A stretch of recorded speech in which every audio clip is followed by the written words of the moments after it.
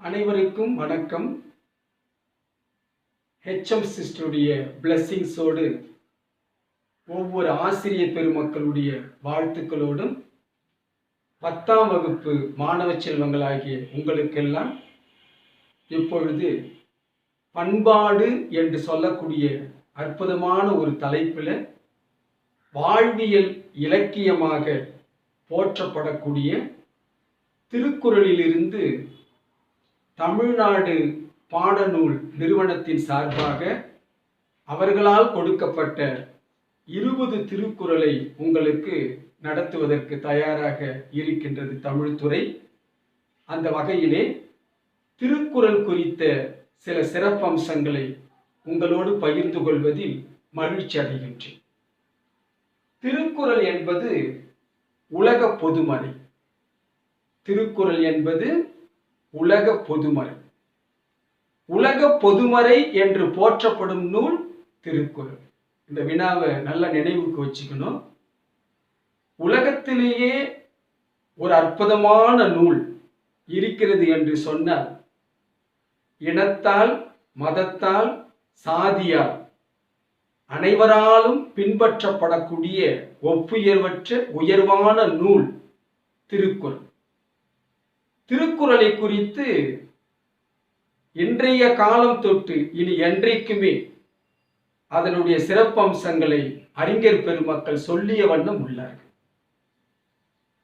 இறைவன் மனிதனுக்கு சொன்னது பகவத்கீதை.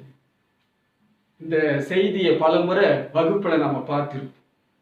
இறைவன் மனிதனுக்கு சொன்னது பகவத்கீதை.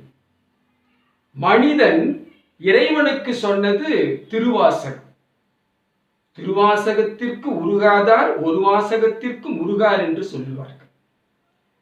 மனிதன் மனிதனுக்கு சொன்னது திருக்குறள்.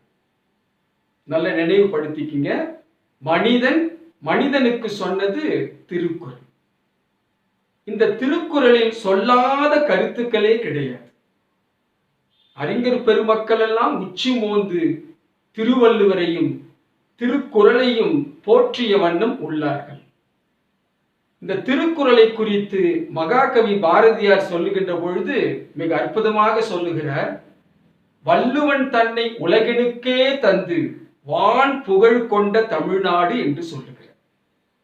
இந்த வினாவை நினைவுபடுத்திக்கிங்க. இந்த கருத்து மிக மிக முக்கியம். போட்டித் தேர்வுகளில் கேட்கக்கூடிய வாய்ப்பு உங்களுக்கு உண்டு. பொது தேர்விலும் கேட்கக்கூடிய வாய்ப்பு உங்களுக்கு உண்டு. வள்ளுவன் தன்னை உலகினுக்கே தந்து வான் புகழ் கொண்ட தமிழ்நாடு என்று பாராட்டுகிறார்.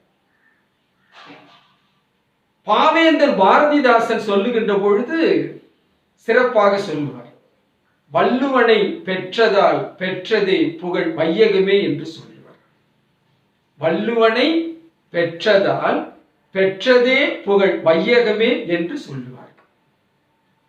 இந்த திருக்குறளை பாராட்டுகின்ற பொழுது அத்துணை அறிஞர் பெருமக்களும் தங்களுடைய வாழ்வியல் இலக்கியமாக இதனை போற்றி பாதுகாத்துக் கொண்டே இருக்கின்றார்கள்.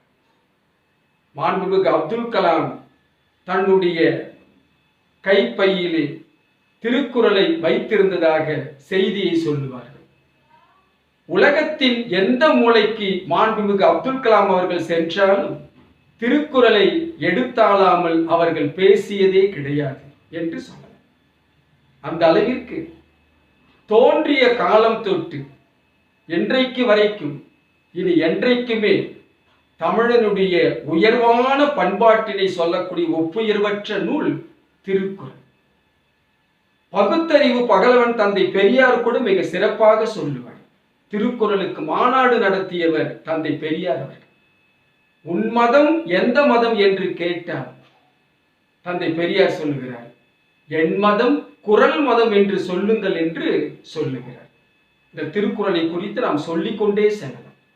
அது மட்டுமல்ல, இந்த திருக்குறளில் அறத்துப்பால், பொருட்பால், இன்பத்துப்பால் என்று சொல்லக்கூடிய 3 பிரிவுகளாக இதனுடைய பகுப்பு அற்புதமாக அமைந்திருக்கிறது.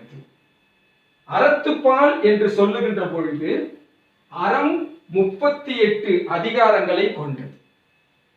அப்ப 38 பெருக்கல் 10 380 திருக்குறள் அறத்துப்பாலில் உள்ளன. பொருட்பால் 70 அதிகாரங்களை கொண்டது. 70 × 10 700 குறட்பாக்களை கொண்டது பொருட்பால்.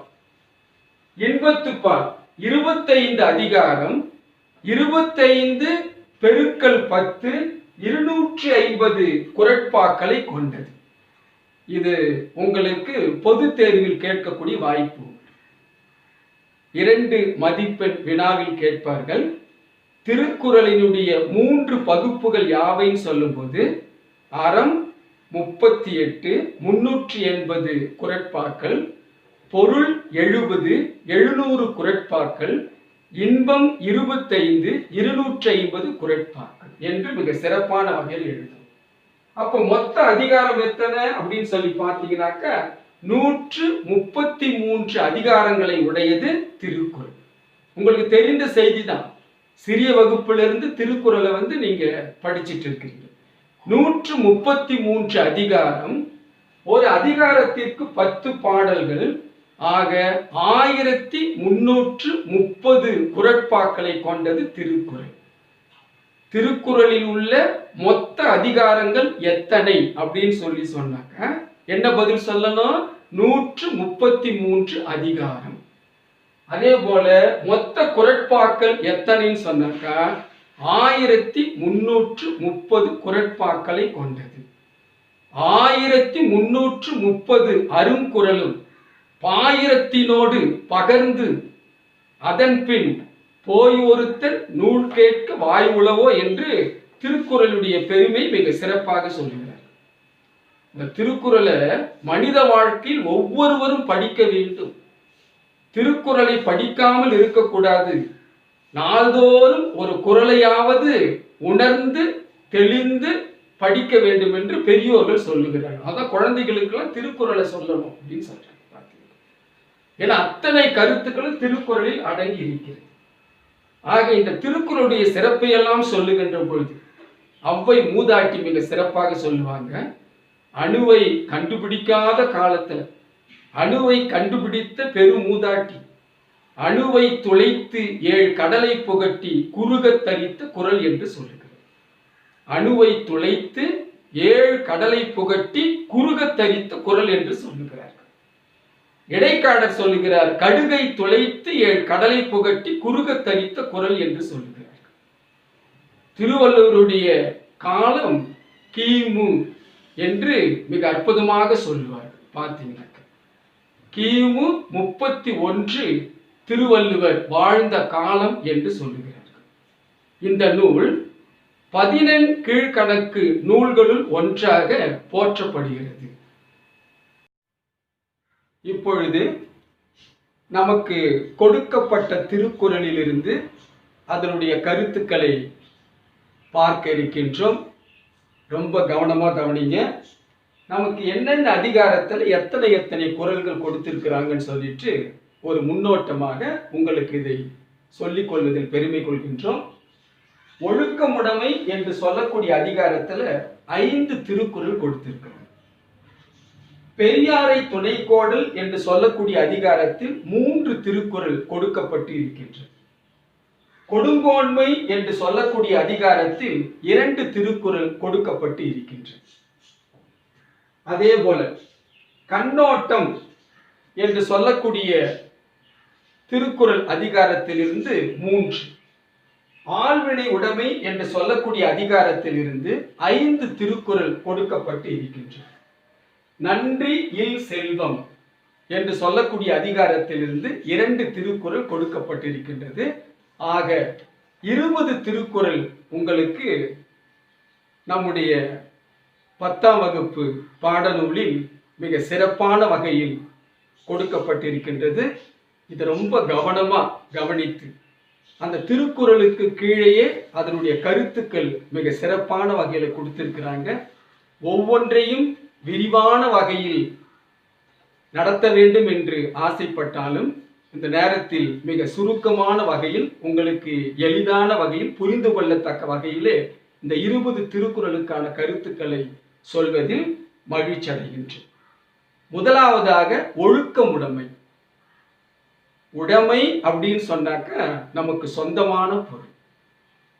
இந்த கொடை உங்கள்தா சார், இந்த பேனா உங்கள்தா அப்படின்னு சொல்லும்போது ஒரு உடைமை பொருள்.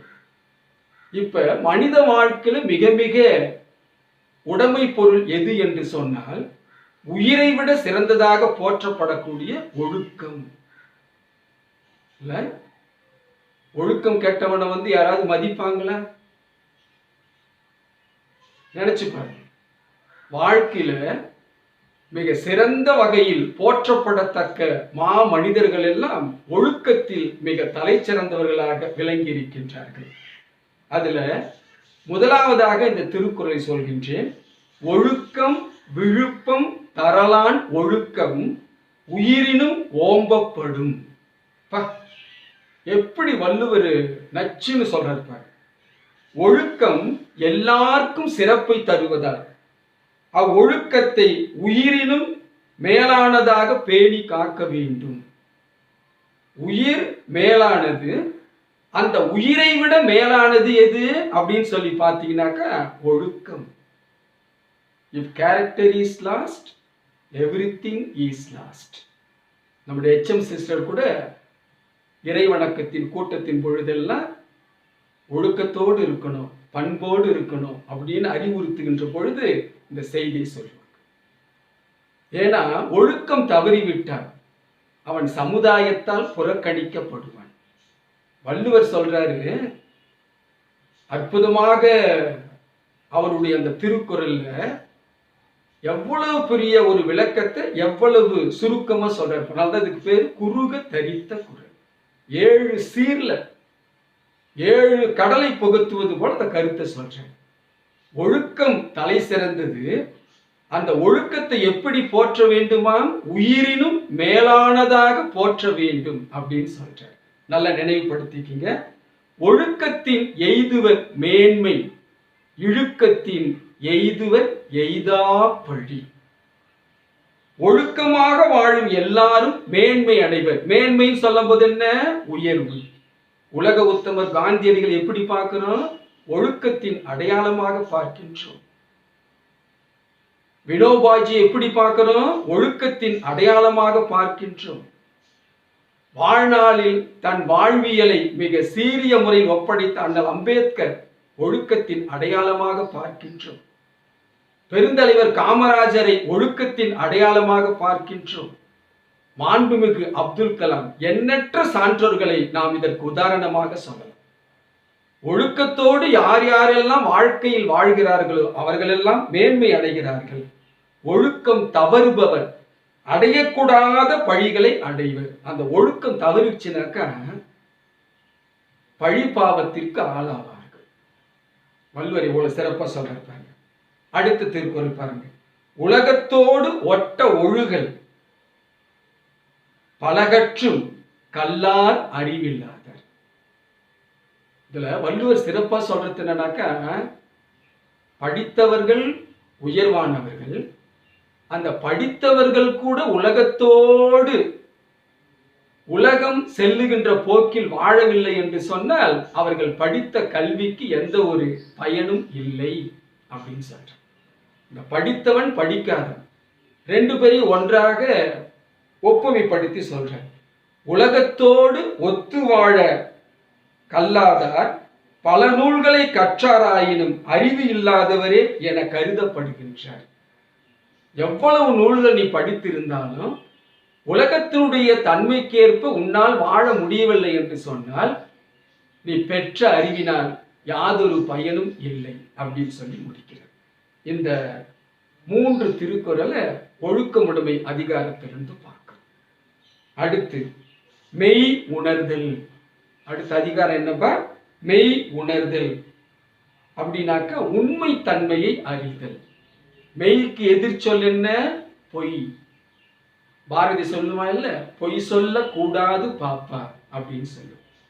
அந்த மாதிரி எப்பொருள் எத்தன்மை தாயினும் அப்பொருள் மெய்ப்பொருள் காண்பது அறிவு. அறிவுக்கு என்ன பயன்? Knowledge is power. அறிவு என்பது ஆற்றல் வாய்ந்தது. எந்த பொருள் எந்த இயல்பினதாக தோன்றினாலும் அந்த பொருளின் உண்மை பொருளை காண்பதே அறிவாகும். சொல்லிட்டாங்களேன்னு சொல்லிட்டு அது ஒத்துக்காது. அதில் என்ன உண்மைத்தன்மை இருக்கிறது என்பதை பார். யார் எந்த செய்தியை சொன்னாலும் அழகாக கிரேக்க நாட்டினுடைய மிக தலை சிறந்த தத்துவ ஞானியாக விளங்கக்கூடிய சாக்ரட்டிஸ் அற்புதமாக சொல்றார். ஏன், எதற்கு, எப்படி என்று சிந்திப்பாய் அப்படின்னு சொல்றார். இளைஞர்களை நோக்கி, குறிப்பா உங்களை நோக்கி தான் சொல்றார். ஒரு செய்தியை நாம் கேள்விப்படுகின்ற பொழுது, ஒரு செயலை நாம் காணுகின்ற பொழுது ஏன், எதற்கு, எப்படி என்று சிந்திக்க வேண்டும். அப்படியே அந்த செய்தி எடுத்துக்கூடாது. முழுமையாக வாங்கிக் கொள்வது தவறல்ல. அதை நாம் பகுத்தறிவு கொண்டு சிந்திக்க வேண்டும். ஏனென்று சொன்னால் மனிதன் ஒரு சமூக விலங்கு. Man is social animal. மனிதன் பகுத்தறிவு வாய்ந்தவன். உன்னையே நீ அறிவாயின் அதே சாக்ரட்டிஸ் சொல்றார். அதனால்தான் கவியரசு கண்ணதாசன் கூட திரையிசை பாடல சொல்றார். உன்னை அறிந்தால், நீ உன்னை அறிந்தால் உலகத்தில் போராடலாம், உயர்ந்தாலும் தாழ்ந்தாலும் தலை வணங்காமல் நீ வாழலாம். உன்னையே நீ அறிவாய், உண்மை தன்மையை அறி அப்படின்னு சொல்ற. காமம், வெகுளி, மயக்கம் இவை மூன்றும் நாமம் கெட கெடும் நோய். நோயின்னு சொன்ன இந்த இடத்துல துன்பம் என்று பொருள்படும். ஆசை, காமம் என்று சொல்லக்கூடிய சொல்லுக்கு என்ன பொருள்? ஆசை. வெகுளி அப்படின்னு சொன்னா என்ன அர்த்தம்? சினம். ஆனால் வெகுளாமைன்னு ஒரு அதிகாரத்தை வள்ளுவர் 10 திருக்குறள்ல சொல்ற. மயக்கம், மயக்கம் சொல்லும் போது என்ன? அறியாமை என்ற மூன்றும் அழிந்தால் அவற்றால் வரும் துன்பமும் அழியும். மனித வாழ்க்கையினுடைய உயர்ந்த தன்மைக்கு கீழ்த்தரமான செயல்களாக இருக்கக்கூடிய இந்த மூன்றில் மனிதன் ஏதாவது ஒன்றில் அகப்பட்டு கொண்டால் நாமம் என்று சொல்லக்கூடிய அவன் பெயர் கெட்டு ஒழியும் அப்படின்னு சொல்ற. கவியரசரும் பாடுறாரு. ஆசை, கோபம், களவு கொள்பவன் பேச தெரிந்த மிருகம், அன்பு, நன்றி, கருணை கொண்டவன் மனித வடிவில் தெய்வம். இவ்வளவு அழகா சொல்ற பாருங்க. அப்ப மனிதனுடைய அழிவுக்கு இந்த மூன்றும் அடிப்படை காரணமாக இருக்கிறது. வள்ளுவர் மனித சமுதாயத்தை பார்த்து சொல்லுகிறார். காமம், வெகுளி, மயக்கம் இந்த மூன்றையும் நீங்கள் விட்டு ஒழிக்க வேண்டும் அப்படின்னு சொல்ற. இந்த 2 திருக்குறளை நாம பார்த்தோம். அடுத்து பெரியாரை துணைக்கோடல். அடுத்த அதிகாரம் எதுவா? பெரியாரை துணைக்கோடல். பெரியாரையும் சொல்லும் போது என்ன அப்படின்னு சொல்லி பார்த்தீங்கன்னாக்கா, அனுபவத்தாலும் தன்னுடைய செயல்களால் பிறரால் போற்றப்படத்தக்க வகையில் உயர்ந்தவர்கள் பெரியார் அப்படின்னு சொல்ற. அரியவற்றுள் எல்லாம் அரிதே, பெரியாரை பேணி தமரா கொளல் அப்படின்னு சொல்ற. கிடைத்தற்கரிய பேறுகளுள் எல்லாம் பெரும்பேறு, பெரியாரை போற்றி துணையாக்கி கொள்ளுதல் ஆகும். யார் ஒருத்தர் பெரியவர்களுடைய பேச்சை கேட்கிறார்களோ, அவர்களுடைய அறிவுரையை கேட்கிறார்களோ, அவர்களெல்லாம் சமுதாயத்தில் உயர்ந்தவர்கள் என்று சொல்லுகிறார். பார்த்தீங்கன்னா இதான் பெரியாரை துணைக்கோடல்ல வரக்கூடிய செய்தி. அதே போல இடிப்பாரை இல்லாத ஏமரா மன்னன் கெடுப்பார் இலானும் கெடும். இதுக்கு என்ன அர்த்தம்? குற்றம் கண்ட பொழுது இடித்து கூறும் பெரியாரை துணை கொள்ளாது பாதுகாப்பற்ற மன்னன் பகைவர் இன்றியும் தானே கெடுவான். ஒரு அரசனை அழிப்பதற்கு யாருமே தேவையில்லை. பெரியோர்கள் சொல்லக்கூடிய ஆலோசனைகள். அதனால்தான் அனுபவம் வாய்ந்த அமைச்சர் பெருமக்களை அரசர்கள் அருகிலே வைத்துக் கொள்வார்கள். எந்த ஒரு செயல் செய்தாலும் அவர்களை கேட்டு செய்வார்கள். அவர்கள் சொல்லக்கூடிய அறிவுரையின்படி செய்வார்கள். அப்ப அரசன் தவறு செய்கின்ற பொழுது அந்த தவற்றை அவர்கள் ஆதரிக்க கூடாது, அந்த தவற்றை ஊக்கப்படுத்தக்கூடாது. மன்னவனே தாங்கள் செய்வது தவறு என்று இடித்துரைக்க வேண்டும். அப்பதான் தவறு செய்யக்கூடிய அந்த செயலில் இருந்து அவன் விடுபட்டு மிக தலை சிறந்த ஒரு மன்னவனாக உயர்வான். ஏன்னாக்கா மன்னவன் முதற்றே உலகு அப்படின்னு சொல்றாங்க. மன்னவனை அடிப்படையாக கொண்டுதான் இந்த உலகம் இயங்கி கொண்டிருக்கிறது. இன்னும் சிறப்பா சொல்லுவாங்க, அரசன் எப்பேற்பட்டவனா, இறைவனுக்கு சமமானவன் அப்படின்னு சொல்றாங்க. அதனால்தான் இறைவனுக்கு என்ன என்ன உயர்ந்த கோட்பாட்டு தத்துவங்கள் இருக்கிறதோ அத்தனையும் ஆறறிவு படைத்திருக்கக்கூடிய மக்களை காக்கக்கூடிய மன்னவனுக்கும் உண்டு அப்படின்னு சொல்றாங்க. பார்த்தீங்கன்னா வள்ளுவரே சொல்ற, முறை செய்து காப்பாற்றும் மன்னவன் மக்கட்கு இறையென்று வைக்கப்படும். இறைனா என்ன அர்த்தம்?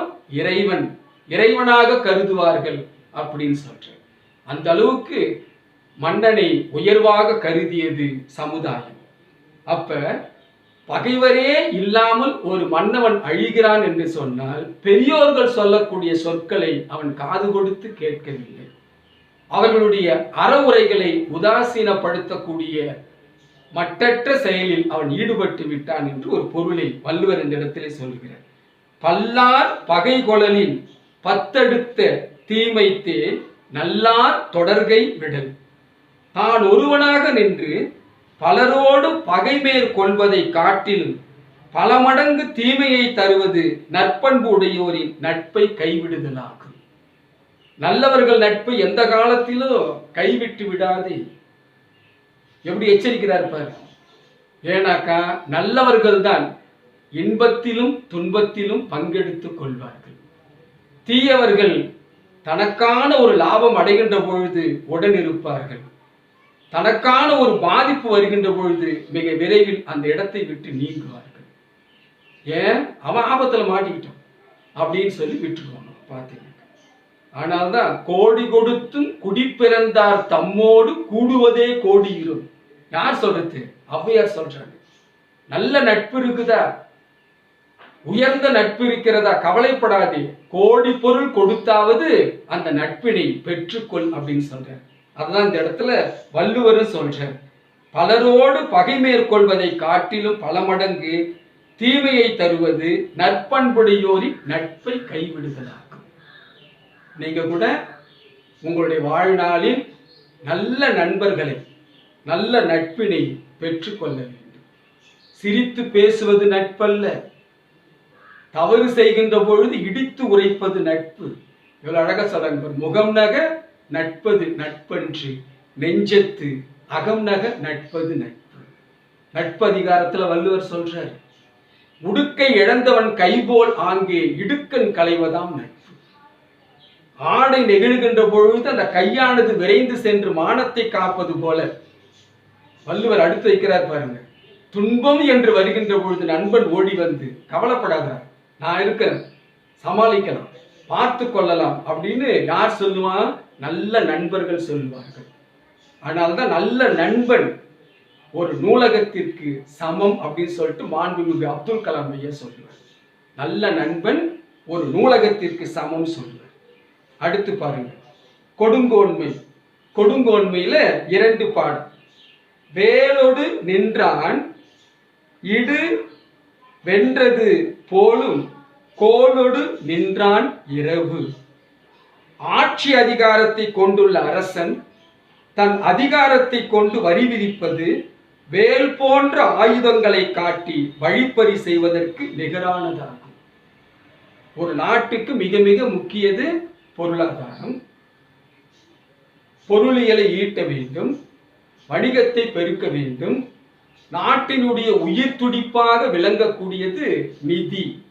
காரல் மார்க்ஸ் சொல்றார், ஒரு நாட்டின் இதய துடிப்பு நிதி ஆதாரம் அப்படின்னு சொல்றார். Finance allotment. அதனால்தான் நிதி அமைச்சகத்துக்கு பல பொறுப்புகள் இருக்கிறது. அது மத்திய மாநில அரசாங்கங்களாக இருந்தாலும் உலகத்தின் எந்த நாடாக இருந்தாலும் அப்பேற்பட்ட அந்த நிதியை பெருக்க வேண்டும் என்று சொன்னால் மக்கள் மீது அதிகமான வரியை திணிக்காதே. வள்ளுவர் எப்படி சொல்றாரு பார்த்தீங்களா? சரி, ஒருவேளை உன்னுடைய ஆட்சி அதிகாரத்தை கொண்டு அந்த அதிகாரத்தின் மூலமாக நீ வரி விதிப்பாய் என்று சொன்னால் அந்த வரி எப்பேற்பட்டதா? வேல் போன்ற ஆயுதங்களை காட்டி வழிப்பறி செய்வதற்கு சமமானது. அப்போ ஒரு அரசனுக்கு எப்பேற்பட்ட கடமை இருக்குது பாருங்க, உயர்ந்த கடமை இருக்குது. ஏன்னா மக்களை காக்க வேண்டிய பொறுப்பு அரசங்கிட்ட இருக்குது. ஒரு அரசன் வரி வாங்குகிறான். வரி வாங்கக்கூடிய அந்த அரசனை பார்த்து புலவர் பேசுகிறார். ஏன்னாக்க புலவர்கள் அஞ்சாது எடுத்துரைப்பார்கள் மன்னவன் தவறு செய்கின்ற போது. சங்க இலக்கியத்தில் அற்புதமான பாடல், மிக உயர்ந்த பாடல். நம்முடைய இந்தியாவின் நிதித்துறை அமைச்சர் இந்த பாடலைத்தான் பாராளுமன்றத்தில் மிக சிறப்பான வகையில சொல்லி வரியினுடைய தன்மையை தெளிவுபடுத்தினார்கள். எப்பேற்பட்ட பாடல்? காய் நெல்லரித்து கவலம் கொளினே மானிரை வெல்லது பல நாட்காகும். இப்ப பச்சை வயல் பசுமையாக இருக்கிறது, நெல்மணிகள் அடர்த்தியாக இருக்கிறது. அந்த நெல்மணிகள் அடர்த்தியாக இருக்கக்கூடிய அந்த பச்சை வயல்ல ஒரு யானையை அவிழ்த்து விட்டோம் என்று சொன்னார். அந்த யானையினுடைய வாயில் செல்லக்கூடிய அந்த நெற்பயிரை காட்டிலும், அந்த உணவு தானியத்தை காட்டிலும் காலால் மிதிபட்டு அழிவது ஏராளம். வாய் புகு வதனினும் கால் பெரிது கெடுக்கும்.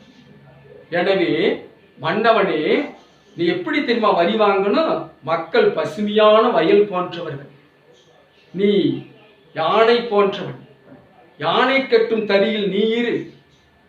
அந்த பசுமையான வயல் இருக்கக்கூடிய அந்த நெல்மணிகளை முறையாக பக்குவப்படுத்தி கொண்டு வந்து அதை சோற்று உருண்டையாக்கி கொடுப்போம் என்று சொன்னால் பல நாள்களுக்கு உணவாகும். அதே அந்த யானையை நெல் வயலில் அவிழ்த்து விட்டோம் என்று சொன்னால் வாய்ப்புகு வதனினும் கால் பெரிது கெடுக்கும். காலால் மிதிபட்டு அழிவது உறுதி. எனவே வரியை அளவோடு வாங்கு, மக்களை வருத்தி வரியை வாங்காதே என்று சங்கத்தமிழ் பாவலன் பாடுகின்றான் விசிறன். இப்ப எப்பேற்பட்ட அந்த உயர்வான செயல் அது, ரொம்ப சிறப்பா சொல்றாரு. ஆக இந்த பாடல் பார்த்தீங்கன்னாக்கா உவமை எண்ணி அப்படின்னு சொல்ற. ஏன் போலும் என்று சொல்லக்கூடிய சொல் நேரடியாக வந்திருப்பதால் இந்த பாடல் உவமை. உவமை ஒரு வாக்கியம், உவமேயம் மற்றொரு வாக்கியம், இடையில் போன்ற போல என்று சொல்லக்கூடிய சொற்கள் நேரடியாக வறுமையானால் அதற்கு உவமை எண்ணி அப்படின்னு சொல்றோம். இதுல போலும் என்று சொல்லக்கூடிய சொல் நேரடியாக வந்துள்ளது. அடுத்து சொல்ற, நாள்தோறும் நாடி முறை செய்யா மன்னவன் நாள்தோறும் நாடு கெடும் அப்படின்னு சொல்ற. வள்ளுவனை போல உலகத்துல நேற்றைக்கும் வள்ளுவனுடைய குரல் பொருந்தியது, இன்றைக்கும் பொருந்தி கொண்டிருக்கிறது, நாளைக்கும் பொருந்தும், எந்நாளுக்கும் பொருந்தும். அதுதான் வள்ளுவன். அதனால்தான் உலகத்தினுடைய அத்துணை நாட்டாரும் வள்ளுவனை உயர்த்தி பிடிக்கிறார்கள். பாரதியும் சொல்றான், உலகினுக்கே தந்து என்று வான் புகழ்ந்து பாடுகின்றான். தன் நாட்டில் நிகழும் நன்மை தீமைகளை ஒவ்வொரு நாளும் ஆராய்ந்து ஆட்சி செய்யாத மன்னவன் தன் நாட்டை நாள்தோறும் இழக்க நேரிடுவான். ஒரு நாட்டில் என்ன நடக்குது நாள்தோறும் ஆராய்ச்சி செய்யணுமா? நன்மைகள் என்ன, தீமைகள் என்ன? நன்மைகள் பெருகுகின்ற பொழுது இன்னும் சிறப்பாக ஆட்சி செய்ய வேண்டும். தீமைகள் பெருகுகின்ற பொழுது உடனடியாக அதை களைந்தெறிய வேண்டும். இந்த இரண்டையும் கவனிக்கவில்லை என்று சொன்னால் அந்த மன்னவன் மன்னவனாக இருக்க மாட்டான், மக்களால் தூற்றப்படக்கூடியவனாக விளங்குவான் அப்படின்னு சொல்றார். ஒரு நாட்டில் ஒரு அதிபர் கொடுமையை செய்து கொண்டு இருந்தார். மக்கள் பொறுத்து பொறுத்து பொறுத்து பார்த்தார். இது நாவுக்கரசர் சத்தியசீலன் ஐயா அற்புதமாக சொல்வார். பொறுத்து பொறுத்து பார்த்த மக்கள் என்ன பண்ணாங்களாம், உடனே கிளர்ந்து எழுந்தார்கள். அந்த நேரத்தில் அந்த அதிபர் அந்த மக்களை நோக்கி வந்துங்கிறார் வாகனத்தில், அவருக்கு பாதுகாப்பு. இந்த பக்கம் மக்கள் போயிருக்கிறாங்க அதிபரை நோக்கி. அதிபர் மக்களை நோக்கி வந்துங்கிறார். அவர் ஏதோ ஒரு காரியத்துக்கு வந்துங்கிறார், மக்களை நோக்கிலாம் அவர் வரல. அதுக்கு எதிர்த்து மக்கள் போயிருக்கிறாங்க. அந்த நேரத்தில் அங்க இருக்கக்கூடிய பாதுகாப்பு துறையை சார்ந்தவர் சொன்னாங்கன்னா, அந்த பப்ளிக்ஸ் அப்படின்னா மக்கள் கூட்டத்தை பார்த்து சொன்னாங்கன்னா, பிரசிடென்ட் ஆர் மார்ச்சிங், கோ அப்படின்னு சொன்னாங்க. அதிபர் வருகிறார், செல்லுங்கள் அப்படின்னு சொன்னாங்க. பார்த்தீங்கன்னா உடனே அந்த மக்கள் எல்லாம் சொன்னார்கள்னா, public are marching, you go அப்படின்னு சொன்னாங்க. எப்படி பாருங்க, இல்ல மக்கள் எல்லாம் திரண்டால், மக்கள் படை திரண்டால் மன்னவன் ஏது. அதனால்தான் வள்ளுவர் சொல்றார், மன்னவர்களுக்கெல்லாம் சொல்லுகிறார், நாள்தோறும் ஆராய்ச்சி செய்யுங்கள், நாட்டினுடைய வளத்தை நோக்கி ஆராய்ச்சி செய்யுங்கள், நாட்டினுடைய சிறப்பம்சங்களை நோக்கி ஆராய்ச்சி செய்யுங்கள், நாடு உன்னை நோக்கி இருக்கிறது என்று சொல்லுகிறார். அடுத்து கண்ணோட்டம். இந்த கண்ணோட்டம் என்று சொல்லக்கூடிய அதிகாரத்துல ஒரு 3 திருக்குறள் கொடுத்திருக்கிறார். கண்ணோட்டம் அப்படின்னு சொன்னாக்க இரக்கம். உலக உயிரினங்களை இரக்கத்தோடு காண வேண்டும். இந்த கண்ணுக்கு அழகு என்ன? கண்ணுக்கு அழகு என்ன? கண்ணுக்கு மேக்கப் போடுறது அழகு நினைக்கிறீங்களா? அது ஒரு பக்கம் ஒப்பனை. ஆனால் கண்ணுக்கு அழகு எது என்று சொன்னால், கண்ணுக்கு அழகு இரக்கம். எங்கெங்கெல்லாம் உயிரினங்கள் துன்பப்படுகிறதோ அந்த துன்பத்தை இந்த கண்கள் பார்த்து அதற்கான உதவி கரத்தை நீட்டி மக்களை காக்க வேண்டும். பேரிடர் காலங்களில் பார்த்தோம் என்று சொன்னால், புயல், மழை, வெள்ளம், பூகம்பம் போன்ற இயற்கை பேரிடர் நிகழ்ச்சிகள் நடக்கின்ற பொழுது எத்தனை நல்ல உள்ளங்கள் ஓடி சென்று எத்தனை பேருடைய துயரத்தை போக்குகிறார்கள். உன் அறிவுக்கு என்ன பிரயோஜனம்? என்னை பார்த்து கேட்குறாங்க, சபரி உன் அறிவுக்கு என்ன பிரயோஜனம்? ஐயா, நான் எம்ஏ பிஎட் படிச்சிருக்கிறேன், 34 ஆண்டுகள் ஒரு பள்ளியில் பணி செய்கிறேன், 35 விருதுகள் வாங்கியிருக்கிறேன், இதெல்லாம் பெருமை இல்லையா? இதாடா பெருமை உனக்கு அப்படின்னு சொல்றேன். அறிவினான் ஆகுவதுண்டோ பிரிதி நோய், தன்னோய் போல் போற்றா கடை என்று சொல்கிறேன். பிறருடைய துன்பத்தை கண்டு உன் கண்கள் கலங்கவில்லை என்று சொன்னார், நீ பெற்ற அறிவினால் யாதொரு பயனும் இல்லை என்று சொல்லுகிறார். அப்ப அந்த அறிவினுடைய சிறப்பம்சம் என்ன? பிற உயிரினங்கள் துன்பப்படுகின்ற பொழுது அந்த துன்பத்தை கண்டு நீக்க வேண்டும் என்று சொல்லுகிறார்கள். இப்பொழுது கண்ணோட்டம் என்று சொல்லக்கூடிய அதிகாரத்தில் கொடுக்கப்பட்ட 3 குறட்பா கருத்துக்களை பார்க்க இருக்கின்றோம். எவ்வளவு அழகா வள்ளுவர் இந்த திருக்குறளை கையாள்றார் பாருங்க. பண் எண்ணாம் பாடற்கு இயைபின்றேன், கண் எண்ணாம் கண்ணோட்டம் இல்லாத கண். கண்ணோட்டம் இல்லாத கண் பாடலோடு பொருந்தவில்லை எனில் இசையால் என்ன பயன்? ஒரு இசையை நாம கேட்கிறோம் அப்படின்னு சொல்லி பார்த்தீங்கன்னா, இந்த பாடலும் இசையும் அற்புதமாக இணைந்திருக்க வேண்டும். பாடல் தனியா இசை தனியா இருந்துச்சுனாக்க கேட்பவர்களுக்கு அந்த பாடல் பாடலாக இருக்காது. இந்த பாடலும் இசையும் ஒத்து இயங்குவது போல இருக்கணுமா? அதுபோலவே இரக்கம் இல்லாவிட்டால் கண்களால் என்ன பயன்? உன்னுடைய கண்ணுக்கு என்ன பிரயோஜனம்?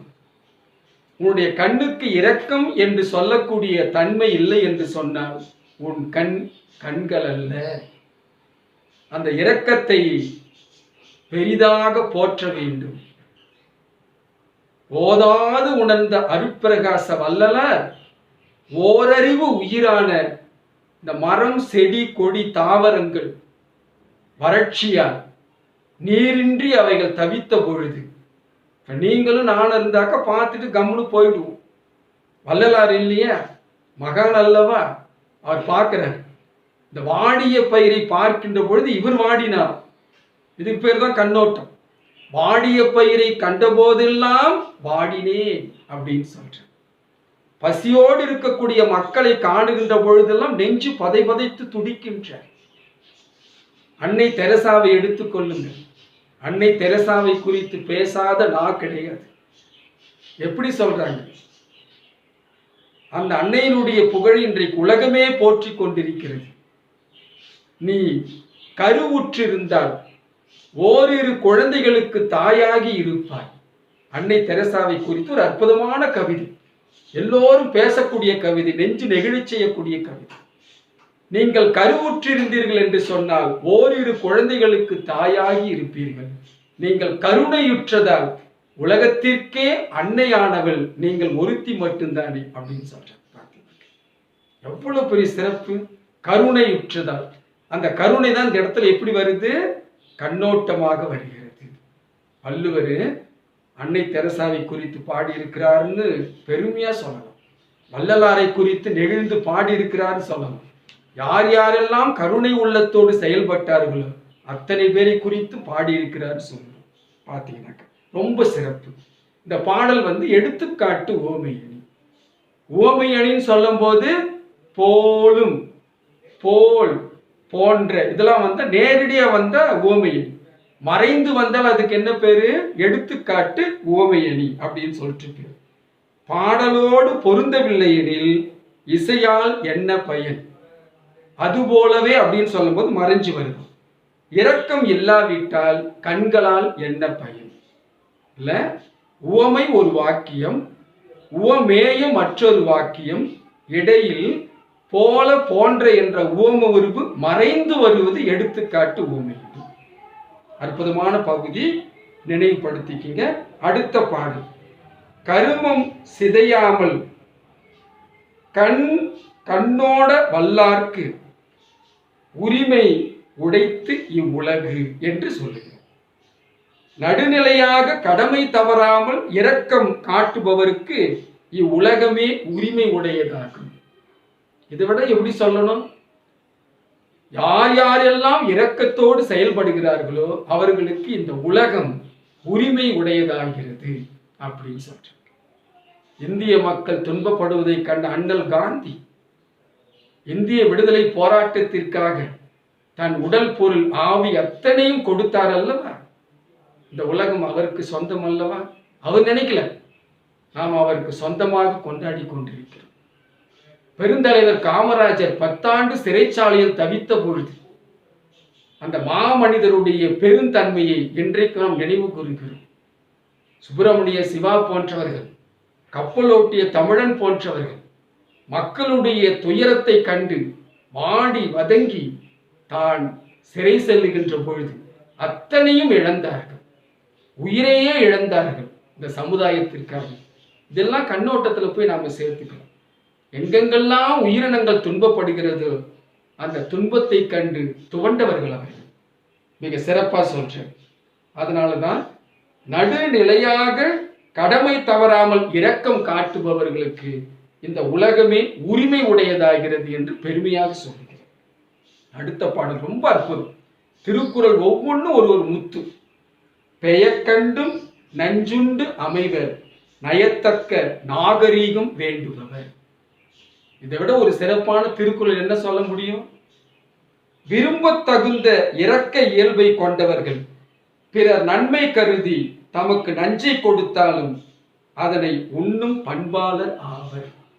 விஷத்தையே கொடுத்தா கூட அந்த பண்பின் காரணமாக தன்னுடைய உயிரை போக்கி பிறரை பாதுகாப்பார்கள். எவ்வளவு பெரிய சிறப்பு பாரு. விரும்பத் தகுந்த இரக்க இயல்பை கொண்டவர்கள், இரக்கத்தையே அணிகலனாக கொண்டவர்கள். எடுத்துக்காட்டா சொல்லணும்னாக்க சாக்ரட்டிஸ் அவர்களை சொல்லலாம். நஞ்சு தோய்ந்த பாலினை அவர்கள் தருகின்ற பொழுது கிண்ணத்தில் தரும் நஞ்சை அமுதாய் உண்ட கிளர்ச்சி விதை சாக்ரட்டிஸ் வாணிதாசன் சொல்ற அற்புதமான கவிஞர். இந்த 2 வரிக்கு சாக்ரட்டிஸனுடைய வாழ்க்கையில் முழுக்க அமைஞ்சிருது. இல்ல, இந்த கிண்ணத்தில் தரக்கூடிய நஞ்சை அமுதாக பருகினாரா சாக்ரட்டிஸ் அவர்கள். இயேசு பெருமான் யாதொரு குற்றமும் புரியாத வகையில் உலக நன்மைக்காக தோன்றிய அந்த மாபெரும் மகானை சிலுவையில் அறைந்த பொழுது அதை குறித்து அவர் கவலைப்படவில்லை. அந்த நேரத்தில் கூட இதுதான் உங்களுக்கு மகிழ்ச்சி என்று சொன்னால் அதை ஏற்றுக்கொள்ளுகிறேன் என்று சொன்னார். அந்த நேரத்தில் கூட பகைவனை நேசித்தார்கள். H.A. கிருஷ்ணபிள்ளை என்று சொல்லக்கூடிய, ஹென்றி ஆல்பிரட் கிருஷ்ணபிள்ளை என்று சொல்லக்கூடிய கிறிஸ்துவ சமயத்தினுடைய கம்பராக விளங்கக்கூடிய அவர் பாடுகிறார். தன்னறிய திருமேனி சதைப்புண்டு தவிப்பெய்தி பன்னறிய பலபாடு புரிந்த போதும் பரிந்து எந்தாய் தாம் செய்வது இன்னதென அறிகிறார் இவர் செய்யும் பிழையை மன்னியும் என்றார் எழில் வாய் கனிந்து அருளினார் நம் வள்ளல் இயேசு பெருமான் என்று பாடுகிறார். எவ்வளவு பெரிய சிறப்பு! யாருக்கு வாய்க்கிறது? யாருக்கு வாய்க்கும்?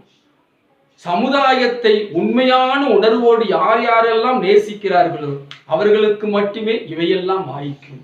மிக சிறப்பா சொல்ற, பிறர் நன்மை கருதி தமக்கு நஞ்சை கொடுத்தாலும் அதனை உண்ணும் பண்பாளர் ஆவார் அப்படின்னு சொல்றேன் இல்லையா. சொல்லிக்கொண்டே செல்லலாம், ஏராளமான உதாரணங்கள். ஆள்வினை உடைமை. இந்த ஆள்வினை உடைமை அப்படின்னு சொல்லும் போது இதுவும் நமக்கு ரொம்ப அவசியம் தேவை. வள்ளுவனுடைய ஒவ்வொரு திருக்குறள் கருத்துக்களும் நமக்கு ரொம்ப ரொம்ப ரொம்ப அவசியம் தேவை. ஏன்னாக்கா அகரத்தில் தொடங்கி நகரத்தில் முடிக்கிறார். அகர முதல எழுத்தெல்லாம் ஆதி பகவான் முதற்ற உலகு என்று தொடங்குகிறார் முதல் திருக்குறள். 1330வது திருக்குறளாக ஊடுதல் காமத்திற்கு இன்பம் அதற்கு இன்பம் கூடி முயங்க பெறின் என்று இன் மெய்யெழுத்தாகிய இன்னில் முடிக்கிறார். உயிரில் தொடங்கி மெய்யில் முடித்து உயிர் மெய்யாக நமக்கு காட்சி தருகிறான் உலக முதல்வன் வள்ளுவன். விடாமுயற்சி என்பது பொருள். ஆள்வினை உடைமை என்று சொல்லக்கூடிய சொல்லுக்கு என்ன பொருள் என்று சொன்னால் விடாமுயற்சி. ஒரு செயலை செய்கின்ற பொழுது முயற்சி செய். சில முயற்சி செய்வான், உடனே என்ன பண்ணுவான் பார்த்தீங்கன்னாக்கா அவனுக்கு அவனே ஒரு கீழ்த்தரமான ஒரு செயலை செய்ய என்ன பண்ண, ஆமாம் விட்டுட்டு போங்க சார் அப்படின்னு சொல்லி விட்டுடுவான். ஆனால் முயற்சி செஞ்சுக்கினே இருக்கணுமா பார்த்தீங்கன்னா. அந்த முயற்சி எப்பேற்பட்ட முயற்சியாக இருக்கணுமா, விடாமுயற்சி. நீங்கள் கூட மதிப்பெண் எடுக்கிறீங்க, நல்ல மார்க் எடுக்கும்போது ஒரு முதல் தகுதிக்கு நீங்கள் வரும்போது ஃபர்ஸ்ட் ரேங்க் கிட்ட வரும்போது ஒரு பையன் ஒரு 3rd ரேங்க் 4th ரேங்க் வரும்போது கிளாஸ் டீச்சர்ஸ் எழுதுறாங்க, என்ன எழுதுறாங்க, try to get first rank. முயற்சி செய்து முதலிடத்தை பிடிப்பாயாக அப்படின்னு சொல்றேன். இன்னும் கொஞ்சம் படி, இன்னும் கொஞ்சம் படிச்சா நீ ஃபர்ஸ்ட் வந்துடலாம்டா அப்படின்னு சொல்றாங்க. ஏன்னாக்கா முதன்மைக்கு முக்கியத்துவம் இல்லையா. அதனால அருமை உடைத்தென்று அசவாமை வேண்டும், பெருமை முயற்சி தரும். ஒரு செயல் முடிப்பதற்கு இயலாதது என்று எண்ணி சோர்வு அடையாதிருக்க வேண்டும். அச்செயலை முயற்சியுடன் முடிப்பது பெருமை தரும். நீ செய்யக்கூடிய செயல்ல முயற்சி இருக்கணும். அதில் அலட்சியமோ சோம்பேறித்தனமோ பார்த்துக்கலாம் அப்படின்னு சொல்லிட்டு உனக்கு நீயே வந்து மேம்போக்கா இருந்துட்டு அப்படின்னு சொன்னாக்கா அது சரிபட்டு வராது. எந்த ஒரு செயலையும் அலட்சியப்படுத்தாது, லட்சியமாக மேற்கொள். லட்சியம்தான் வெற்றி பெறும். அதற்கு காரணம் என்ன, உலகத்தில் உயர்ந்த அத்துணை பேரும் பேரறிஞர் அண்ணா, கலாம் ஐயா, மயில்சாமி அண்ணாதுரை போன்றவர்கள், ஆப்ரஹாம் லிங்கன், உலகத்திலேயே ஆப்ரஹாம் லிங்கன் அவர்களை சொல்லுகின்ற பொழுது தோல்விகளின் மன்னன் அப்படின்னு சொல்லுவாங்க. தோல்வியை சந்தித்து சந்தித்து சந்தித்து ஆனால் அந்த தோல்விகளை கண்டு துவண்டு விடாமல் முயற்சி செய்து அமெரிக்க நாட்டினுடைய அதிபராக அவர்கள் வருகிறார் என்று சொன்னால் அந்த தோல்விகளை அவர்கள் வெற்றி படிக்கட்டுக்கல்லாக மாற்றிக்கொள்கிறார்கள். தடை கற்களை எல்லாம் படிக்கற்களாக மாற்றிக்கொள் என்று சொல்கிறார். ஏன்னா வாழ்க்கை என்பது போராட்டம். Life is struggle. அந்த போராட்டத்தில் நீ வெற்றி பெற வேண்டும். மிக அற்புதமாக கவிஞர் சொல்லுவார், பூந்தோட்டமா வாழ்க்கை, பெரும் போராட்டமே வாழ்க்கை என்று சொல்லுவார்கள். அதுல அச்செயலை முயற்சியுடன் முடிப்பது பெருமை தரும். உனக்கு வாழ்க்கையில பெருமை வேணுமா, விடாமுயற்சியோடு இரு அப்படின்னு சொல்றாங்க. தாளாண்மை என்னும் தகைமைக்கண் தங்கிற்று வேளாண்மை என்னும் செருக்கு. விடாமுயற்சி என்ற உயர் பண்பு கொண்டவர்களால் தான் பிறருக்கு உதவுதல் என்ற உயர்ந்த நிலையை அடைய முடியும். இந்த தாளாண்மை சொல்லும் போது விடாமுயற்சி, வேளாண்மைன்னு சொல்லும் போது என்ன, உதவி. உதவி செய்யக்கூடிய மனப்பக்குவம் எப்படி வரும், விடாமுயற்சியோடு உயர்ந்த பண்பு கொண்டவர்கள் பிறருக்கு உதவுதல் என்ற உயர்ந்த நிலையை அடைய முடியும். ஏன்னா பிறருக்கு கொடுத்து கொடுத்து கொடுத்து உயரக்கூடிய தன்மையை அவர்கள் பெறுவார்கள் என்று சொல்லுகிறார். அப்ப ஒருவருக்கு ஒரு பொருளை கொடுக்க வேண்டும் என்று சொன்னார், கடினப்பட்டு ஈட்டிய அந்த செல்வத்தை தர வேண்டும் என்று சொன்னால் விடாமுயற்சியோடு செயல்படு என்று சொல்லுகிறார். அடுத்த திருக்குறள் உங்க எல்லாருக்குமே தெரியும். யாராக இருந்தாலும் இந்த திருக்குறளை சொல்லுவார்கள். நீங்கள் கேட்கக்கூடிய இடங்களில் பெரியவங்களாம் சொல்லுவாங்க, முயற்சி திருவினையாக்கும். நல்லா படிப்பா, இவ்வளவு பெருமையா சொல்றாங்க, நல்லா பேசுற, இன்னும் நல்லா பேசு, முயற்சியோட பேசு, நல்லா கவிதை எழுதுற, இன்னும் நல்லா கவிதை எழுது, விட்டுடாது அப்படின்னு சொல்றாங்க. யார் யாருக்கு என்னென்ன தனித்திறமைகள் இருக்கிறதோ அதையெல்லாம் போற்றுகின்ற பொழுது அந்த இடத்திலே விடாமுயற்சியானது பெருமை கொள்கிறது. அற்புதமான திருக்குறள். உங்கள் வாழ்நாளில் நீங்கள் பின்பற்றப்பட வேண்டிய திருக்குறள். உங்கள் இதயத்தில் பதித்து ஒரு கல்வெட்டாய் அதை மாற்றி அமைக்கக்கூடிய திருக்குறள். முயற்சி திருவினை ஆக்கு, முயற்சின்மை இன்மை புகுத்திவிடும். முயற்சி செய்தால் ஒருவருக்கு செல்வம் பெருகும், முயற்சி இல்லாவிட்டால் அவருக்கு வறுமையே வந்து சேரும். முயற்சியோடு இருப்பது செல்வமா, முயற்சி இல்லாமல் இருப்பது வறுமை நிலைக்கு தள்ளப்படும் அப்படின்னு சொல்றாங்க. எவ்வளவு பெரிய சிறப்பு பார்த்தீங்களா? உலக முதல் பணக்காரனாக இருக்கக்கூடிய பில்கேட்ஸ் அவர்கள் எவ்வளவு பெரிய முயற்சி. வாழ்க்கையில் செல்வந்தர்களாக உயர்ந்தவர்கள் எல்லாம் அவர் தான் சொல்றார், ஏழையாய் பிறப்பதில் குற்றம் இல்லை. யார் சொல்றது? பில்கேட்ஸ் சொல்றார், ஏழையாய் பிறப்பதில் குற்றம் இல்லை, ஏழையாய் இறப்பதில் தான் குற்றம் என்று சொல்லுகிறார். அப்ப படிப்படியாக முன்னேறிய அந்த மாபெரும் உழைப்பு தேனியாக விளங்கியவர்கள், செல்வந்தர்களாக உயர்ந்த அத்துணை பேரையும் நாம் சொல்லலாம். அடுத்து பாருங்க, பொறியின்மை யாருக்கும் பழி அன்றறி அறிந்து தாழ்வினை இன்மை பழி என்று சொல்லுகிறார். ஐம்புலன்களில் ஏதேனும் குறையிருப்பினும் அது இழிவன்று, அறிய வேண்டியதை அறிந்து முயற்சி செய்வதே செய்யாததே இழிவாகும். எதை அறிய வேண்டுமோ அதை நீ அறியவில்லை என்று சொன்னால் அதுதான் உனக்கு இழிவான செயல். மெய் வாய் கண் மூக்கு செவி என்று சொல்லக்கூடிய ஐம்புலன்கள் ஏதாவது குறைபட்டு இருந்தால் கூட அது ஒரு பெரிய பழி கிடையாது. அறிய வேண்டியவற்றை நீ அறியவில்லை என்று சொன்னால் அதுதான் பழி என்று சொல்லுகிறார். ஊழையும் உப்பக்கம் காண்பர் உழைவின்றி தாழாது முயற்றுபவர். சோர்வில்லாது முயற்சி செய்வோர் செய்கின்ற செயலுக்கு இடையூறாக வரும் முன் வினையையும் தோற்கடித்து வெற்றி அடைவர். எல்லாம் விதி சார். சார் நான் நல்லா படிக்கிற, மார்க் எடுக்க முடியல, உன் தலையெழுத்து அப்படி இருக்குப்பா. நான் நல்ல தொழில் செய்கிறேன் சார், முன்னேற்றமே இல்லை. நீ வாங்கின்னு வந்த வரம் அந்த மாதிரி. இது ரொம்ப சாதாரணமாக மக்கள், நீங்களும் பேசுவோம் நம்மளும் பேசுவோம். உன் தலைவிதி அப்படி இருக்குது, என்ன பண்ணுறது? அவன் தலையெழுத்து அப்படி இருக்குது. எந்த ஜென்மத்தில் என்ன பாவத்தை பண்ணணும் இப்படி ஒரு தலையெழுத்து இந்த பிறப்பில் நடந்துருக்கு. எல்லாம் பார்த்தீங்கன்னா இந்த விதி விதின்னு சொல்லிட்டு அங்கே போய் அது மேலே பழிய போட்டுருவோம். ஆனால் அந்த விதியையே மாற்றி அமைப்பவர்கள் யாரு? ஆழ்வினை உடைமை என்று சொல்லக்கூடிய விடாமுயற்சி உடையவர்கள் விதியையே மாற்றி அமைப்பார்கள். அடிக்கடி இலக்கிய சுடர் போன்றெல்லாம் பேசுவாங்க. தவத்திரு வாரியார் சுவாமி கிட்ட போய் கேட்டாங்க. 64வது நாயன்மாராக உலகம் புகழக்கூடிய பெருந்தகையில விளங்கக்கூடிய வாரியார் சுவாமி அவற்றை கேட்டாங்க, விதியை மதியால் வெல்ல முடியுமா அப்படின்னு கேட்டாங்க. எப்படி கேட்குறாங்க? விதியை மதியால் வெல்ல முடியுமா? விதி விதின்னு பேசுறாங்களே, அந்த விதியை அறிவு கொண்டு வெல்ல முடியுமா அப்படின்னு சொல்லும்போது வாரியார் சுவாமிகள் சொன்னார், அதுக்கும் விதி இருக்கணும் அப்படின்னு சொன்னார். பதில் பாருங்க, அதற்கும் விதி இருக்கணும். அதான் கண்ணதாசன் பாடுகிறார், விதியென்று வலியதே மதியென்றும் சிறியதை வினை தீர்த்து நல்ல துணைத்தான் அப்படின்னு சொல்றார். இப்ப யார் செய்வாங்களாம்? விடாமுயற்சி உடையவர்கள். சோர்வில்லாது முயற்சி செய்வோர் செய்கின்ற செயலுக்கு இடையூறாக வரும் முன்வினையையும் தோற்கடித்து வெற்றி அடைவர். ஆனால் லட்சியவாதிகள், தான் கொண்ட கொள்கையில் உறுதியாக இருப்பவர்கள் அத்தனை பேர் என்ன பண்ணுவாங்க? அந்த விதியையே தூக்கி எரிந்து விடுவார்கள். எதன் மூலமாக? விடாமுயற்சி என்று சொல்லக்கூடிய தன்மையின் மூலமாக. ரொம்ப அற்புதமான பகுதி.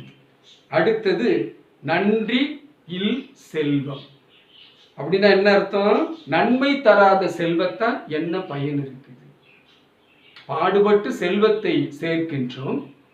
அந்த செல்வத்தினுடைய பயன் என்ன? சங்ககால புலவன் மிக சிறப்பாக சொல்லுகிறான், செல்வத்து பயனே ஈதல்.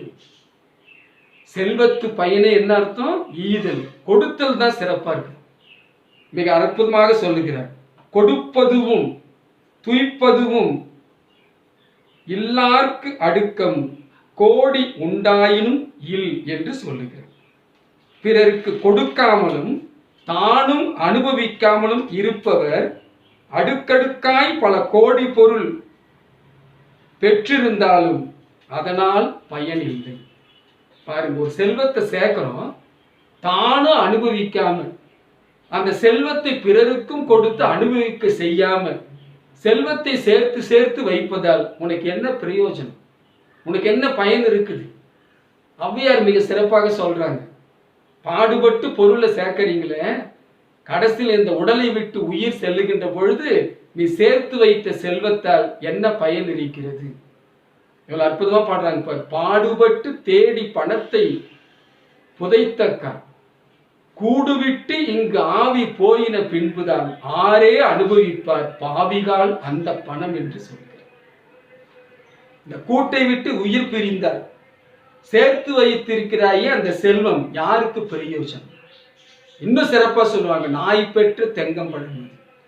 நாயினுடைய கையில ஒரு தேங்காய் கிடத்தல் அது தானும் உண்ணாது அடுத்தவங்களையும் உண்ண விடாது. கடைசியில் உருட்டின் போய் என்ன பண்ணோம் அப்படின்னாக்கா, எடுக்க முடியாத இடத்துல கால்வாயில போய் போட்டுடும், எங்கேயாவது போய் தள்ளி விட்டுரும். பார்த்தீங்கன்னாக்கா அந்த மாதிரி சிலருடைய செல்வம் பயன்படாத செல்வமாக போயிடும். அதனால்தான் மிக சிறப்பான வகையில வள்ளுவர் சொல்லுகிறார், கொடுத்து பயனை பெறுங்கள்.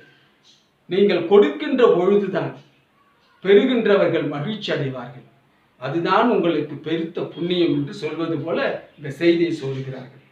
நிறைவான திருக்குறள், நச்சப்படாதவன் செல்வம் நடுவூருள் நச்சு மரம் பழுத்தற்று. பிறர்க்கு உதவி செய்யாததால் ஒருவரால் விரும்பப்படாதவர் பெற்ற செல்வம் ஊரின் நடுவில் நச்சு மரம் பழுத்தது போன்றதாகும். சில நச்சு மரம், விஷத்தை தரக்கூடிய மரம் ஊருக்கு நடுவில் இருந்தாக்க அந்த மரத்தில் இருக்கக்கூடிய விளையக்கூடிய பொருளை எடுத்து சாப்பிடுவாங்களா? ஒரு மாமரம் இருக்குது, போறவங்காரவங்களாம் அந்த மாமரத்தை பார்ப்பாங்க, மாம்பழம் வந்த உடனே ஏதோ ஒரு வகையில் அவங்க என்ன பண்ணுவாங்கன்னு எடுத்துக்கோங்க. ஒரு பலாமரத்தை பார்க்குறோம் இல்லையா, பயன்படத்தக்க வகையில் இருக்கக்கூடிய மரம் செடி கொடிகளை மக்கள் நாடுவார்கள், பயனில்லாத மரத்தை யாரும் நாட மாட்டாங்க. அந்த மாதிரி இந்த இடத்துல வள்ளுவர் சொல்றாரு, உதவி செய்யாததால் ஒருவராலும் விரும்பப்படாதவர் பெற்ற செல்வம். யார் அந்த செல்வத்தை போய் பெற மாட்டாங்க. ஊரின் நடுவில் நச்சு மரம் போன்றது அத்தகையனுடைய செல்வம் அப்படின்னு சொல்றாரு. ஆனால்தான் கவியரசரும் பாரு, அள்ளி கொடுத்து வாழ்பவன் நெஞ்சம் ஆனந்த பூந்தோப்பு என்று சொல்லுகிறார். அள்ளி கொடுத்து வாழ்பவன் நெஞ்சம் ஆனந்த பூந்தோப்பு. பாடுபட்டு நீ தேடிய செல்வத்தை எல்லாருக்கு வறுமையாளருக்கு நீ தருகின்ற பொழுது, அவர்கள் முகம் மலர்ச்சி அடைகின்ற பொழுது அந்த முகத்தில் காணக்கூடிய புன்னகை தான் ஏழையின் சிரிப்பில் இறைவனை காண்போம் என்று பேரறிஞர் அண்ணா அவர்கள் மிக சிறப்பான வகையில் சொல்கிறார்கள். எங்கெங்கெல்லாம் துன்பப்படுகின்றார்களோ அங்கே ஓடோடி சென்று உதவிக்கரம் நீட்டுகின்ற பொழுது மிக சிறப்பாக இருக்கு. அதைத்தான் மீண்டும் கவியரசர் சொல்லுகிறார், மனிதன் எப்ப தெய்வமாவானா? மனிதன் என்பவன் தெய்வமாகலாம், வாரி வாரி கொடுக்கும் போது வள்ளலாகலாம். எப்படி சொல்றப்ப, வாரி வாரி கொடுக்கும் போது வள்ளலாகலாம் என்று சொல்லுகிறார்.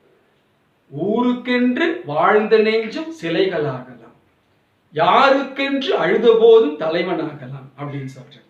ஆக தான் தேடிய செல்வத்தை, பெற்ற செல்வத்தை பிறருக்கு தருகின்ற பொழுது அந்த செல்வம் உயர்ந்த செல்வமாக கருதப்படும். அவ்வாறு தரவில்லை என்று சொன்னால் அந்த செல்வம் ஊரின் நடுவில் இருக்கக்கூடிய நச்சு மரத்தை போன்றதாகும் என்று வள்ளுவர் இந்த திருக்குறளிலெல்லாம் மிக சீரும் சிறப்புமாக சொல்லிக்கொண்டே இருக்கின்றார். ஆக இந்த திருக்குறள் அத்தனையும் நீங்கள் அதை நினைவுபடுத்தி அதில் மனப்பாட பகுதியாக வரக்கூடிய செய்யுட்பகுதிகளை எழுதி பார்த்து உடனடியாக அனுப்புங்க. இதில் இருக்கக்கூடிய குருவினா ரொம்ப முக்கியமான ஒரு பகுதி, தேர்வுக்கு நாம் எதிர்பார்க்கலாம். நச்சப்படாதவன் செல்வம், இத்தொடரில் வண்ணமிட்ட சொல்லுக்கு பொருள் தருக. நீங்கள் அதை புத்தகத்தில் பார்த்து தெரிஞ்சுக்கலாம். நச்சப்படாதவன் செல்வம் சொல்லும்போது பிறருக்கு உதவி செய்யாததால் ஒருவராலும் விரும்பப்படாதவன் அப்படின்னு அந்த செய்தியை குறித்து வைத்துக் கொள்ளுங்கள். அதே போல கொடுப்பதுவும் துய்ப்பதுவும் இல்லார்க்கு அடுக்கிய கோடி உண்டாயினும் இல். இதுல வரக்கூடிய அளபடை என்னன்னு சொல்லி பார்த்தீங்கன்னாக்கா கொடுப்பதுவும் துய்ப்பதுவும். இது நான் கொஞ்சம் பிரிச்சு சொல்ற போல இருக்கும், ஆனா படிக்கும்போது அந்த சவுண்டு சொல்லக்கூடாது. கொடுப்பதும் அதே போல துய்ப்பதும் அப்படின்னு சொல்லுவாங்க. சில பேர் படிக்கும் எப்படி படிச்சிருவாங்க, கொடுப்பதும் துய்ப்பதும் அப்படி சொல்லுவாங்க. ரொம்ப தவறு. அது அளபடை, இன்னிசை அளபடைன்னு சொல்லிட்டு போய் இனிய ஓசையை தருவதற்காக வரக்கூடியது.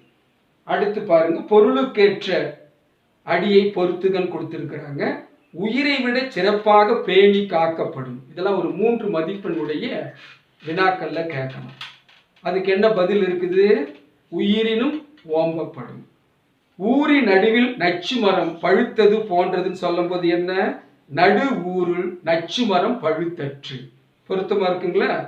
ஒழுக்கத்தின் வழி உயர்வு அடைவர். இதுக்கு எது பொருத்தமான சொல்லாட்சி? ஒழுக்கத்தின் எய்துவர் மேன்மை. இல்ல, இது நல்லா பார்த்துங்க. எய்துவர் எய்தா பழி இக்குறளடிக்கு பொருந்தும் வாய்ப்பாடு எது அப்படின்னு சொல்லும் போது ஆ பகுதியில் என்ன கொடுத்திருக்கிறாங்க? கூவிலம் தேமா மலர்னு கொடுத்திருக்கிறாங்க. ஆ என்று சொல்லக்கூடிய பகுதியில் என்ன கொடுத்திருக்கிறாங்க? கூவிலம் புலிமா நாள்னு கொடுத்திருக்கிறாங்க. ஈ என்று சொல்லக்கூடிய பகுதியில் தேமா புலிமா காசுன்னு கொடுத்திருக்கிறாங்க.